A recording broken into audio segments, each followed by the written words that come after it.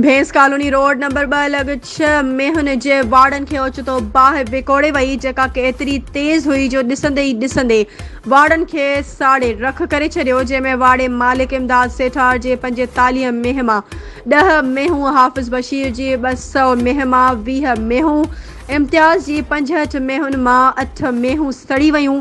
वाड़नि में मौजूद गवालनि मालिकनि खे इतला करण बाद पाण मुरादो बाहि विसाइण जी कोशिश कई, पर बाहि ते ज़ाब्तो न अची सघियो। बाहि लॻण सबबि वाड़े में मौजूद 35 मेहूं सड़ी मरी वयूं, जॾहिं त केतिरियूं ई मेहूं सख़्त ज़ख़्मी थी पयूं। वाड़े मालिकनि फायर ब्रिगेड खे इतला कयो, जंहिं जे नतीजे में 9 बाहि विसाईंदड़ गाॾियूं सुकण पुलिस ऐं रेंजर्स जा टाला पहुची विया। केतिरनि ई कलाकनि बाद बाहि विसाई वई। उन मौक़े ते वाड़े मालिकनि हाफ़िज़ बशीर इम्तियाज़ इमदाद सेठार सहाफ़ियुनि सां ॻाल्हाईंदे चयो त असां जूं 35 खां वधीक मेहूं बाहि में सड़ी मरी वयूं आहिनि, जॾहिं त ॿियूं केतिरियूं ई मेहूं बाहि में सड़ी ज़ख़्मी थियूं आहिनि।